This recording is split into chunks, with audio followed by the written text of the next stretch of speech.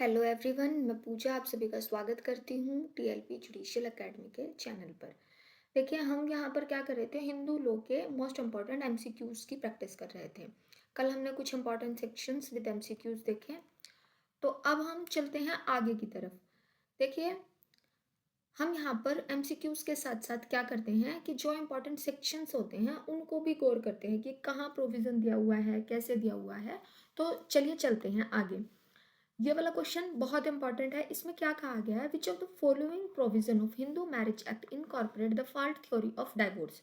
देखिए, सबसे पहले आप ये देखिए फॉल्ट थ्योरी ऑफ डाइवोर्स होता क्या है और ये कौन से सेक्शन में दिया गया है। हमारे पास चार ऑप्शन है, सेक्शन 13(1) में, 11 में, 13(b) में एंड 13(2) में। सबसे पहले आपको पता है ग्राउंड ऑफ डाइवोर्स कहाँ दिए गए हैं। जिसने भी हिंदू लॉ पढ़ा है उनको पता है ग्राउंड ऑफ डाइवोर्स सेक्शन 13 में दिए गए हैं। अब सेक्शन 13 के भी पार्ट्स हैं डिफरेंट डिफरेंट। तो कौन से में क्या थ्योरी है क्या नहीं है। 9 ग्राउंड तो दिए गए हैं हस्बैंड को, प्लस 2 ग्राउंड्स अलग से ब्रेकडाउन थ्योरी के, और प्लस में 4 ग्राउंड दिए गए हैं फीमेल को। ठीक है ना, ये ग्राउंड होते हैं, ये मेल के होते हैं और ये दोनों के कॉमन होते हैं, मतलब कॉमन है ये मेल एंड फीमेल, बट ये सोल फीमेल के होते हैं। ठीक है, तो इनको देखते हैं।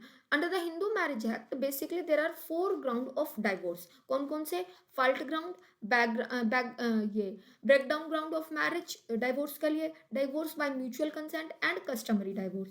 जो फॉल्ट ग्राउंड है या फिर फॉल्ट थ्योरी ऑफ डाइवोर्स कहा जाता है वो दिया गया है सेक्शन 13(1) में। इसमें कितने ग्राउंड बताए थे मैंने, टोटल 9 ग्राउंड है। फिर ब्रेकडाउन ग्राउंड 2 ग्राउंड है कि या तो आपका जुडिशियल सेपरेशन हो गया था या फिर आरसीआर की डिग्री मिल गई थी 1 साल के लिए, बट फिर भी आप वापस नहीं गए तो ब्रेकडाउन ग्राउंड क्रिएट हो जाता है। म्यूचुअल कंसेंट 13(b) में कब से इनकॉर्पोरेट हुआ था, और इसमें क्या है कि दोनों पार्टी ज्वाइंटली अगर एप्लीकेशन लगाए कि भाई हम नहीं रह सकते साथ में, हमें सेपरेट होना है, तो ये भी एक डाइवोर्स का ग्राउंड है।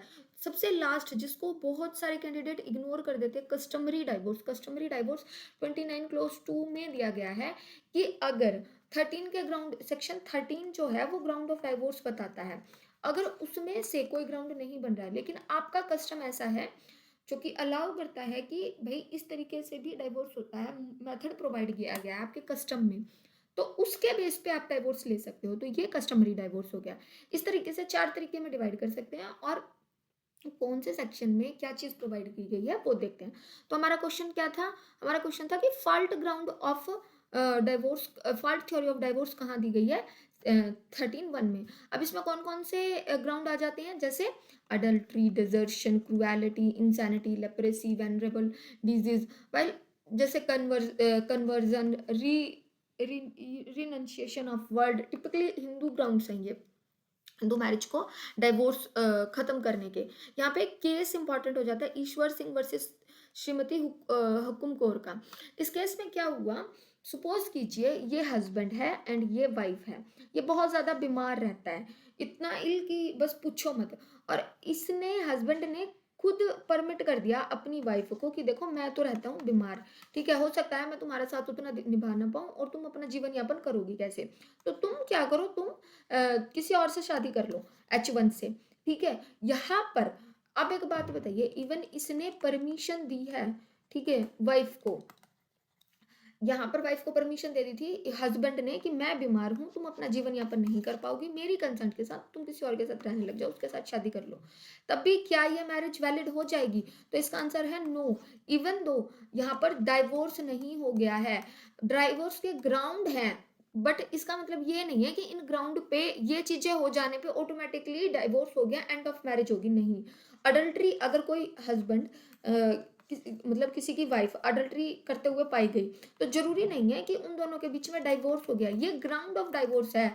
जब हस्बैंड पिटीशन फाइल करेगा इस बेस पे वो वाइफ से डाइवोर्स ले सकता है, बट क्योंकि हस्बैंड ने अडल्ट्री कर लिया, वाइफ ने अडल्ट्री कर लिया, इट डजंट मीन कि मैरिज एंड हो गई है। तो इसमें किसी एक पार्टी की फॉल्ट होती है, दूसरी पार्टी की फॉल्ट नहीं होती, उस फॉल्ट के कारण दूसरी पार्टी के पास एक ग्राउंड आ जाता है मैरिज को एंड करने का।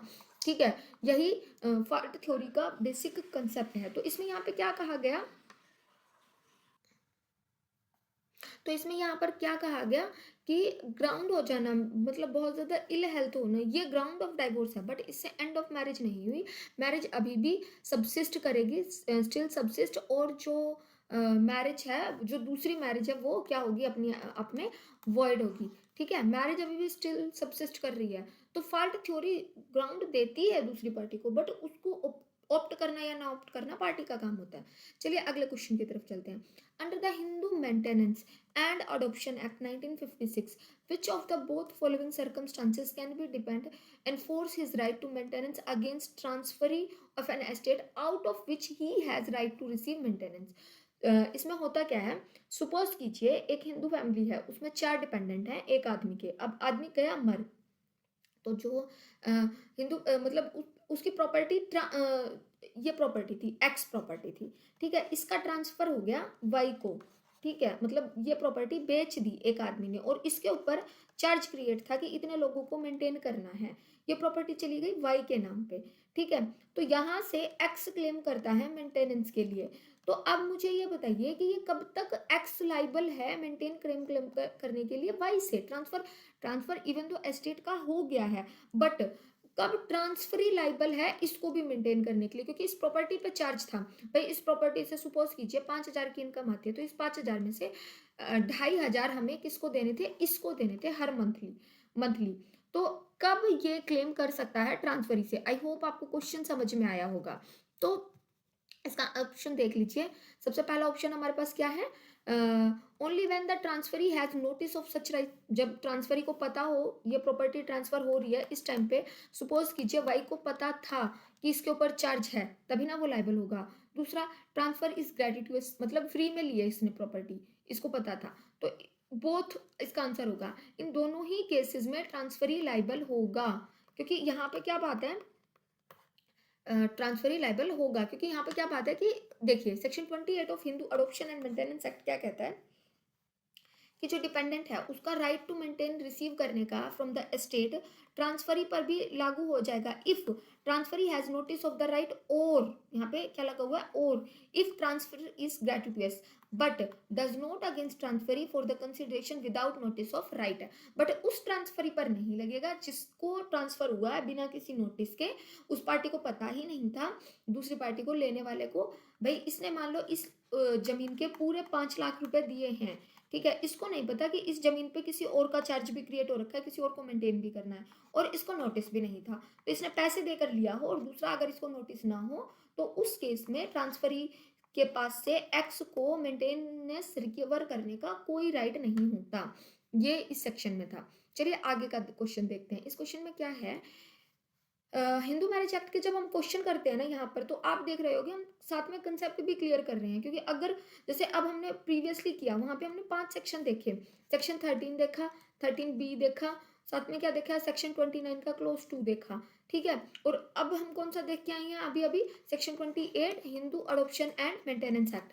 तो आप है ना, जब भी किसी कोई भी एमसीक्यूज कीजिए, प्लीज आप ऐसे ही तैयारी कीजिए, करा कीजिए कि आपके सेक्शंस भी याद हुए और आपके साथ में आपके कंसेप्ट भी क्लियर हूँ। अब देखिए इसमें क्या है, a man married to a girl who is within prohibited relationship. H ने शादी की है वुमेन से, वाइफ से, जो कि क्या है, इसकी सपोज कीजिए सिस्टर है, क्योंकि प्रोहिबिटेड रिलेशनशिप में आ रही है। कस्टम डज नॉट परमिट, और इसके कस्टम भी ऐसा अलाउड नहीं कर रहे थे। तो सच मैन वुड बी पनिशेबल, उसको पनिशमेंट कहाँ मिलेगी, सेक्शन 17 में, 18A के ए में या 18B में। ठीक है, अब सबको पता है मिलती तो 18 में है, बट कौन से में, ए में या बी में, यहाँ कंफ्यूज हो रहा होगा आपको। तो देखिए ए बात करता है हमारा किस चीज की, अगर मैरिज बिलो द एज हुई है ना, 18 ईयर और 21 ईयर, मतलब दुल्हन की एज कितनी होनी चाहिए, 18 साल, और लड़के की एज कितनी होनी चाहिए, 21 साल। अगर इससे नीचे की शादी की है तो उसकी पनिशमेंट बता रखी है किसमें, 18A में। 18B किसकी बात करता है, अगर सपिंडा या फिर प्रोहिबिटेड रिलेशन में अगर किसी ने शादी कर ली और उसके कस्टम भी अलाउड नहीं करते थे, मैरिज तो वॉइड होगी। यहाँ पर मैरिज क्या होती है, वैलिड होती है, तो यहाँ पर मैरिज तो वॉइड होगी, बट साथ में क्या होगा, वो पनिशेबल भी होगी। पनिशमेंट कितनी होगी वो याद करना है हमें। तो हमारा आंसर इसका क्या होगा, हमारा इसका आंसर होगा 13 का 18B। अब देखिए ठीक है, 5 के तीनों क्लोज की कंडीशंस होती हैं और उनको वायलेट करने की कंडीशंस भी बताई गई हैं। ठीक है, अगर 18 में कॉन्ट्रावेन करोगे ए में, तो 2 साल की सजा, साथ में 1 लाख रुपए का फाइन मिलता है। और है और है और बोथ भी मिल सकता है। अगर सपिंडा या प्रोहिबिटेड रिलेशनशिप में शादी करोगे तो 1 महीने की सजा या फिर फाइन कितने का, 1000 रुपए का। तो उसमें कितनी है, 2 लाख रुपए प्लस 1 ईयर, ठीक है। यहाँ पर कितनी है, 1 मंथ, साथ में 1000 रुपीज। आपको ये याद होना चाहिए। चलिए अगले क्वेश्चन की तरफ चलते हैं। ये फैमिली कोर्ट की कंकरेंट जुरिडिक्शन के बाद, ये ना इंडियन डाइवोर्स एक्ट का क्वेश्चन है बेसिकली। तो ये कह रहा है कि कंकरेंट जुरिडिक्शन होती है, pass a decree for the dissolution of marriage and divorce and which order is has passed. ये किस केस में कहा गया है, डॉक्टर मैरी वर्सेस विंसेंट के केस में कहा गया था।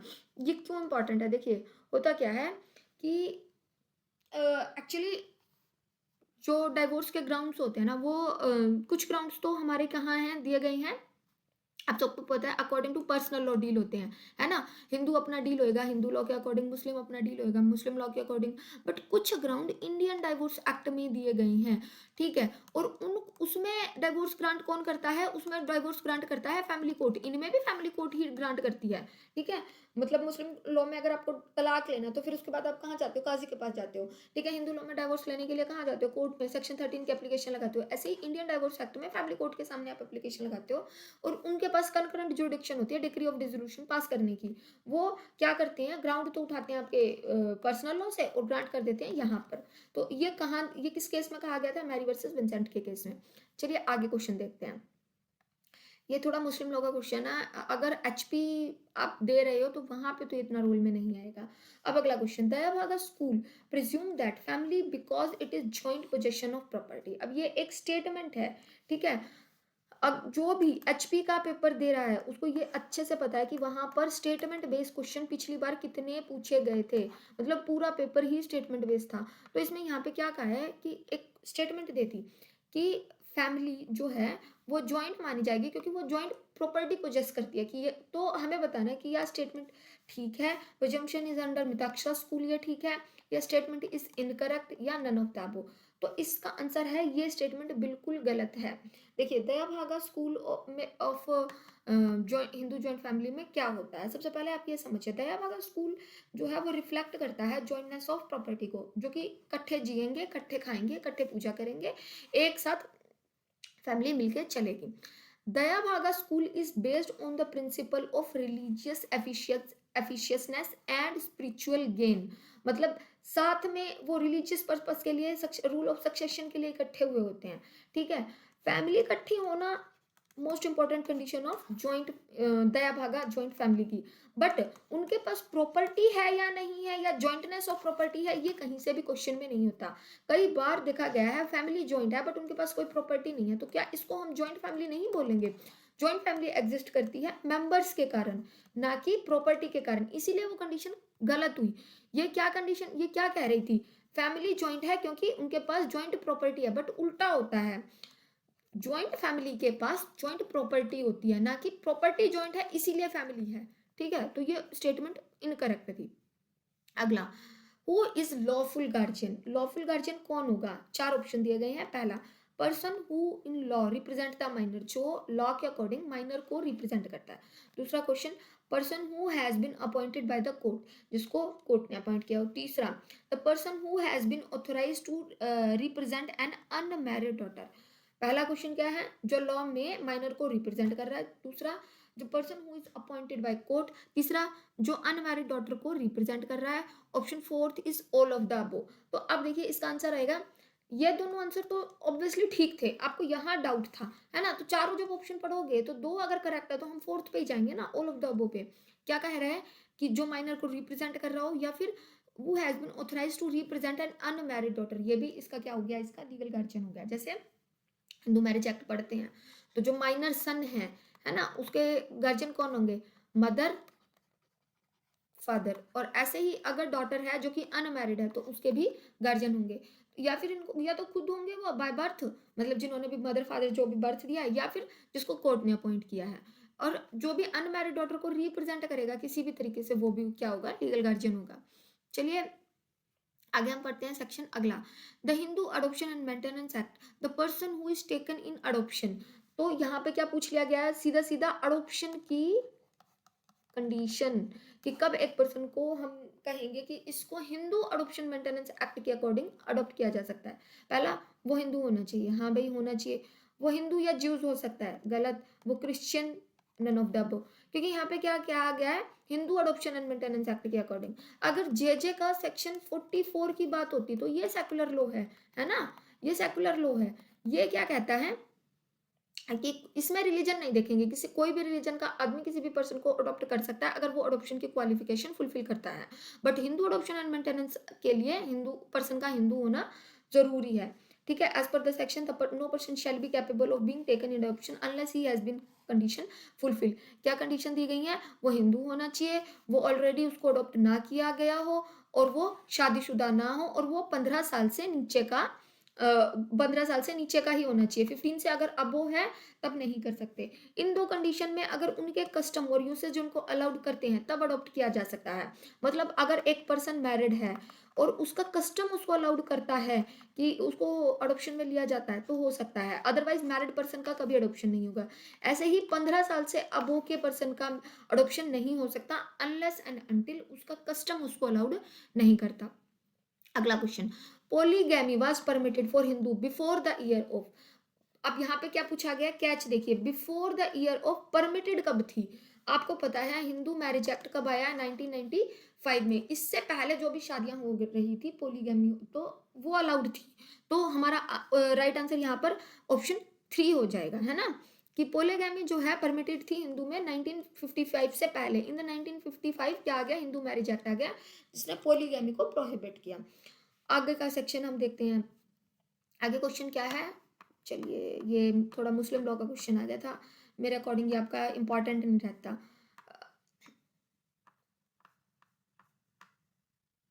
Amendment of Indian succession act was made in, जो इंडियन सक्सेशन एक्ट है ये भी अगर आप देखोगे ना तो ये आपका आ जाता है इसमें सेकुलर लॉ में। तो ये बहुत इंपॉर्टेंट अमेंडमेंट था। इसका आंसर है ना 19 जो 2002 वाला था ना, वो बहुत इंपॉर्टेंट था।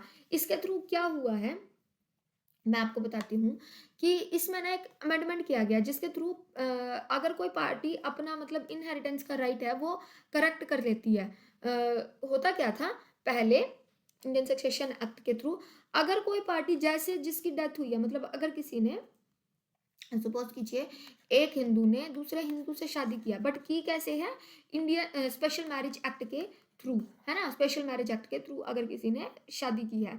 ये दो ये वाला जो अमेंडमेंट है ना, ये याद करना क्यों जरूरी है, मैं इसीलिए बता रही हूँ आपको। ये बेसिकली ना बहुत सारे क्वेश्चन लोग गलत करते हैं। आपको पता है एक हिंदू की डेथ होती है तो वो हिंदू सक्सेशन एक्ट के अकॉर्डिंग डील करता है। लेकिन सपोज कीजिए एक हिंदू ने दूसरे हिंदू के साथ शादी की है, लेकिन उसने शादी की थी वो स्पेशल मैरिज एक्ट में की थी, तो उसके ऊपर अब कौन सा एक्ट लगेगा, इंडियन सक्सेशन एक्ट। ठीक है, तो यही बेसिक रूल चलता था और वो सारी चीजों में उससे डील होता था। लेकिन 2002 का अमेंडमेंट आया और उसके बाद क्या हुआ, अगर एक हिंदू ने दूसरे हिंदू से शादी की है, irrespective of fact Indian succession act क्या कहता है, बट उस पर अभी भी हिंदू सक्सेशन एक्ट ही लगेगा। तो ये एक मेजर इंपॉर्टेंट चेंज था, इसको याद कर लेना। तो as of now thank you so much. जुड़े रहिए और ऐसे ही एमसीक्यू प्रैक्टिस करने के लिए चैनल को सब्सक्राइब कीजिए। Thank you.